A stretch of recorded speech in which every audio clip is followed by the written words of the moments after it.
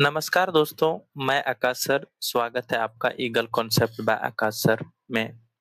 आज हम पढ़ेंगे RRB group D general science के मोस्ट रिपीटेड 25 पीवाईस क्यूज जो परीक्षा के लिए बेहद महत्वपूर्ण है। तो चलिए बिना समय गवाए शुरू करते हैं। और ऑप्शन डी में दिया हुआ है पहले बढ़ती है फिर घटती है। तो यहाँ पर हमारा जो ऑप्शन नंबर सी है वो बिल्कुल सही हो जाएगा। क्या? त्रिज्या घटती है। ठीक है। अब हम लोग चलते हैं नेक्स्ट सवाल की ओर। नेक्स्ट सवाल यहाँ पे हमारा तीसरा नंबर है। यहाँ पे पूछा है मनुष्यों में भोजन का पूर्ण पाचन और अवशोषण आहार नाल के किस भाग में होता है? मनुष्यों का पूर्ण पाचन और अवशोषण जो है वो पूरा कंप्लीट किस भाग में होता है आहार नाल के? ऑप्शन ए में दिया हुआ है अमाशय, ऑप्शन बी में दिया हुआ है बड़ी आंत, ऑप्शन सी में दिया हुआ है छोटी आंत और ऑप्शन डी में दिया हुआ है मुख्य गुहा। तो यहाँ पर हमारा जो ऑप्शन नंबर सी है वो बिल्कुल सही हो जाएगा। जितने भी भोजन हम लोग करते हैं मनुष्य, उसका जो लास्ट स्टेज जो होता है वो छोटी आंत में पच जाता है और क्या होता है वहीं पे पूरा अवशोषण हो जाता है। उसके बाद गुदा के माध्यम से उसके बाद गुदा के माध्यम से ये क्या होता है बाहर निकल जाता है वेस्ट मटेरियल, है ना। अब हम लोग चलते हैं नेक्स्ट सवाल की ओर। नेक्स्ट सवाल यहाँ पे हमारा चौथा नंबर है। पूछ रहा है किसी ध्वनि तरंग की आवृत्ति और उसके आवर्त काल के बीच का सही गणितीय संबंध क्या है? सबसे पहले समझना है कि आवृत्ति होता क्या है। आवृत्ति यानी फ्रीक्वेंसी को होता है क्या। मान लीजिए किसी चीज को हम लोग ठोक दिए तो आवाज झन के आवाज आती है। तो धीरे धीरे वो क्या होता है पहले बहुत झन के आता है और धीरे धीरे क्या होता है कम हो जाता है। टाइम के जैसे जैसे टाइम बढ़ता है वैसे वैसे क्या होता है आवृत्ति कैसे क्या हो जाता है कम होने लगता है। समझ में आ रहा है कि नहीं? तो इसका मतलब क्या हुआ कि आवृत्ति क्या होता है टाइम के साथ घटता है यानी टाइम के साथ इनवर्सली प्रोपोर्शनल होता है। क्या होता है? इनवर्सली प्रोपोर्शनल होता है कि कितना आवृत्ति ये बनेगा मेरा। एन का मतलब होता है कि कितना वो ये जो ऐसे करके जो बनता है वो कितना बन रहा है आवृत्ति। ठीक है। तो यहाँ पर क्या हो गया हमारा ऑप्शन जो बी है वो बिल्कुल सही हो जाएगा। क्या? एन बराबर 1/t यानी आवर टाइम यानी पीरियड टाइम ऑफ पीरियड। ठीक है। अब हम लोग चलते हैं नेक्स्ट सवाल की ओर। नेक्स्ट सवाल यहाँ पे हमारा 5 नंबर है। यहाँ पे पूछ रहा है बेकिंग सोडा का सही रासायनिक नाम और सूत्र निम्नलिखित में से कौन सा है? ऑप्शन ए में दिया हुआ है सोडियम कार्बोनेट, ऑप्शन बी में दिया हुआ है sodium hydrogen carbonate, option number C में दिया हुआ है कैल्शियम कार्बोनेट और ऑप्शन नंबर डी में दिया हुआ है सोडियम हाइड्रोक्साइड। तो यहाँ पर हमारा जो ऑप्शन नंबर बी है वो बिल्कुल सही हो जाएगा। क्या? Sodium hydrogen carbonate. ठीक है। अब हम लोग चलते हैं नेक्स्ट सवाल की ओर। नेक्स्ट सवाल यहाँ पे हमारा 6 नंबर है। यहाँ पे पूछ रहा है न्यूटन के गति के दूसरे नियम के अनुसार किसी वस्तु पर लगाया गया बल किसके अनुक्रमानुपाती होता है? ऑप्शन ए में दिया हुआ है वेग में परिवर्तन दर के, ऑप्शन बी में दिया हुआ है संवेग में परिवर्तन दर के और ऑप्शन डी में दिया हुआ है द्रव्यमान के व्युत्क्रम के और ऑप्शन डी में दिया हुआ है जड़त्व के। सॉरी यहाँ पे सी बोलना था हम डी बोल दिए। तो यहाँ पर हमारा जो ऑप्शन नंबर बी है वो बिल्कुल सही हो जाएगा। क्या? संवेग में परिवर्तन दर के जो हमारा न्यूटन का दूसरा नियम कहता है। ठीक है। अब हम लोग चलते हैं नेक्स्ट सवाल। नेक्स्ट सवाल यहाँ पे हमारा 7वां नंबर है। पूछ रहा है तंत्रिका तंत्र के मूल संरचनात्मक और कार्यात्मक इकाई निम्नलिखित में से कौन सी है? तंत्रिका तंत्र बना किससे ये पूछ रहा है। उसका मूल जो संरचनात्मक है और जो कार्यात्मक इकाई है वो किससे बना है? ऑप्शन ए में दिया हुआ है नेफ्रॉन, ऑप्शन बी में दिया हुआ है न्यूरॉन, ऑप्शन सी में दिया हुआ है साइट्रॉन और ऑप्शन डी में दिया हुआ है एक्सॉन। तो यहाँ पर हमारा जो ऑप्शन नंबर बी है वो बिल्कुल सही हो जाएगा। क्या? न्यूरॉन। न्यूरॉन से ही तो हमारा जो तंत्रिका तंत्र है वो बना होता है। तो यही इसका क्या हो गया मूल संरचनात्मक और कार्यात्मक इकाई क्या हो गया न्यूरॉन यानी ऑप्शन नंबर बी बिल्कुल सही हो जाएगा। अब नेक्स्ट सवाल यहाँ पे हमारा 8 नंबर है। पूछ रहा है किसी चालक तार का प्रतिरोध उसकी लंबाई और अनुप्रस्थ काट के क्षेत्रफल के अतिरिक्त किस पर निर्भर करता है? ऑप्शन ए में दिया हुआ है तार के वजन पर, ऑप्शन बी में दिया हुआ है तार के रंग पर, ये तो होगा ही नहीं। ऑप्शन नंबर सी में दिया हुआ है तार की प्रकृति पर, ऑप्शन नंबर डी में दिया हुआ है लगाए गए विभवांतर पर।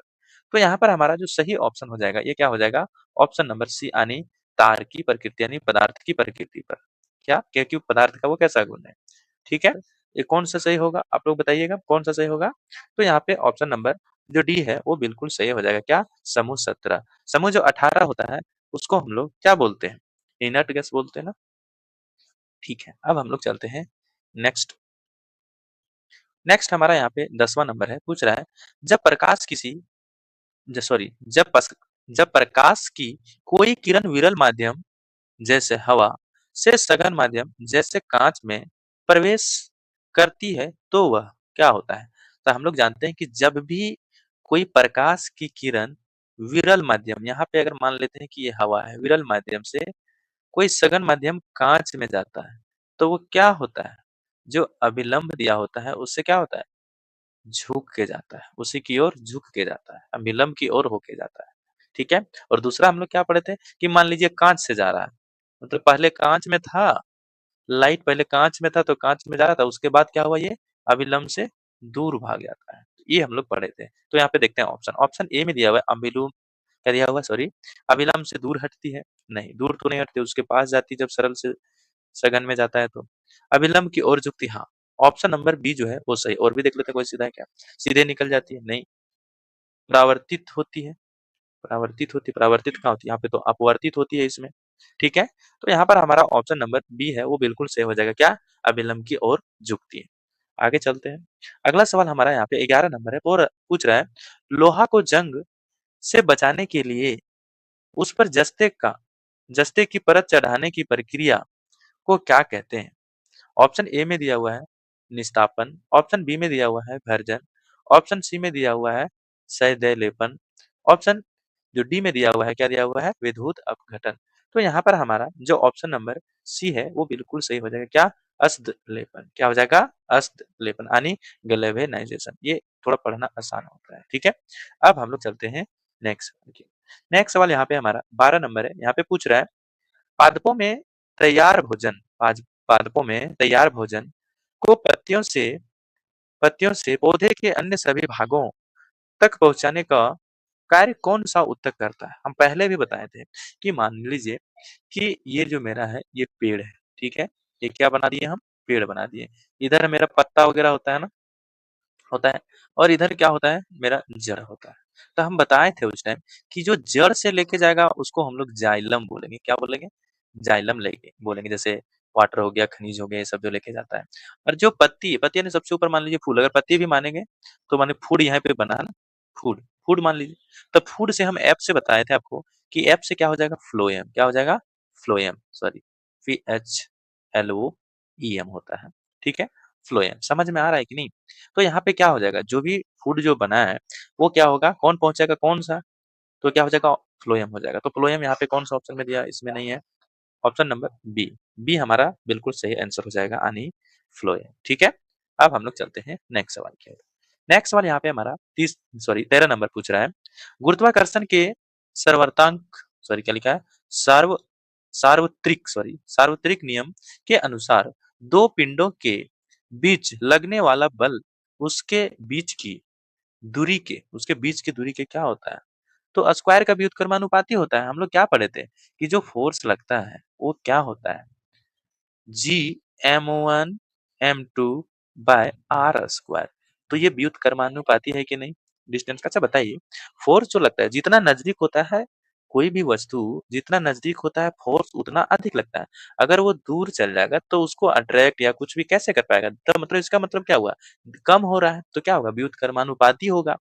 ठीक है? तो ऑप्शन ए में दिया हुआ है क्या दिया हुआ है? अनुकर्मानुपाती होता है। नहीं, गलत बात है। ऑप्शन बी में दिया हुआ है वर्ग के व्युत्क्रमानुपाती होती है। सही बात है। यहाँ पे देखिए वर्ग के क्या है? व्युत्क्रमानुपाती यानी ऑप्शन नंबर बी हमारा बिल्कुल सही है। वर्ग के अनुकर्मानुपाती नहीं, कोई बच्चा जो इसको टिक कर देगा। तो यहाँ पे ये गलत है। क्या है? वर्ग के व्युत्क्रमानुपाती होता है। ठीक है? ऑप्शन डी में क्या दिया था? द्रव्यमान के व्युत्क्रमानुपाती। द्रव्यमान के तो अनुकर्मानुपाती होता है ना। ये भी क्वेश्चन बन सकता है कि जो दो पिंडों के बीच जो गुरुत्वाकर्षण जो बल लगता है तो वो क्या होता है? मतलब ये मास के। ठीक है? तो वो क्या होगा? उसमें क्या होगा? द्रव्यमान के अनुकर्मानुपाती होगा ना कि व्युत्क्रमानुपाती। ठीक है? अब हम लोग चलते हैं नेक्स्ट सवाल की ओर।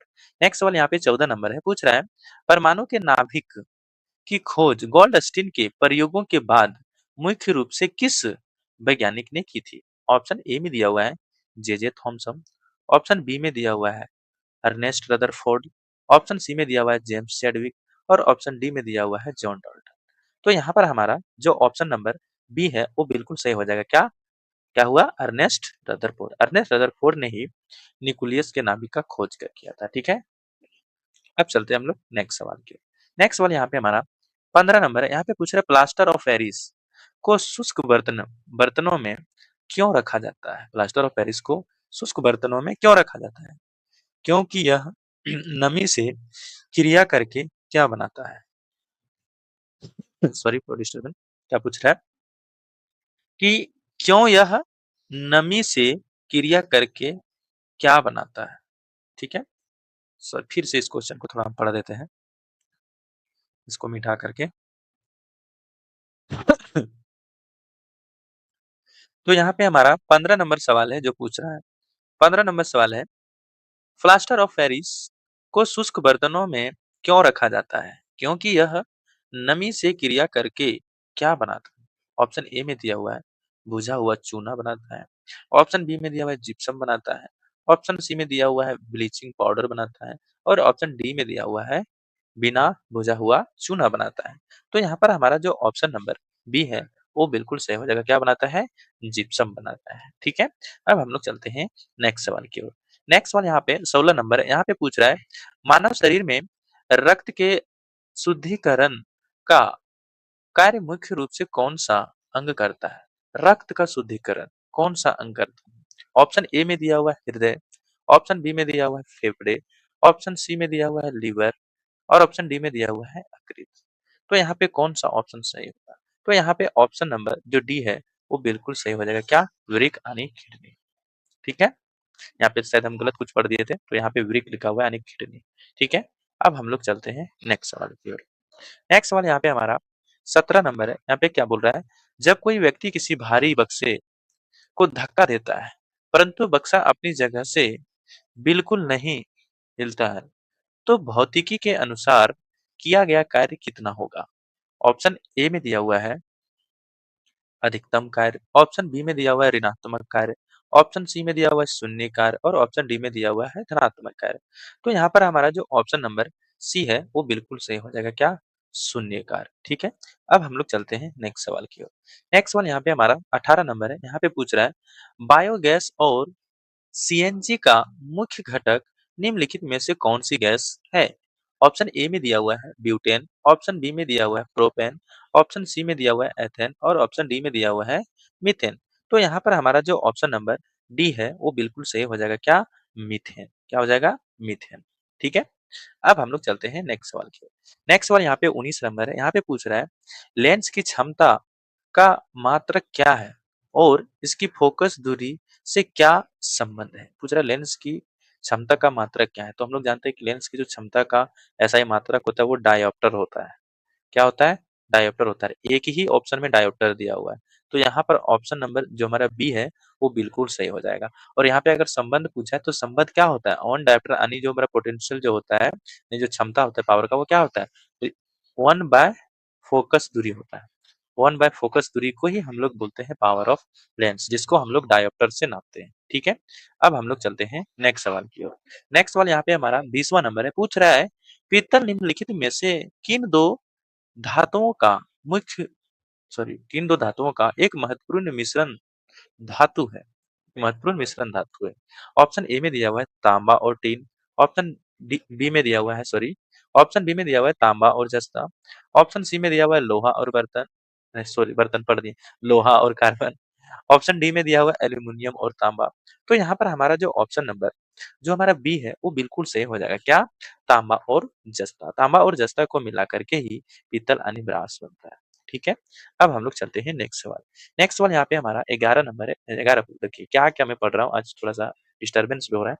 21 नंबर है, वो पूछ रहा है मानव नेत्र के किस भाग पर किसी वस्तु का वास्तविक और उल्टा प्रतिबिंब बनता है? ये तो सबसे आसान सवाल पूछ दिया। कहाँ पे बनता है? रेटिना। कौन सा ऑप्शन में दिया हुआ है रेटिना? यानी दृष्टि पटल हिंदी में बोलते हैं। तो यहाँ पे हमारा ऑप्शन नंबर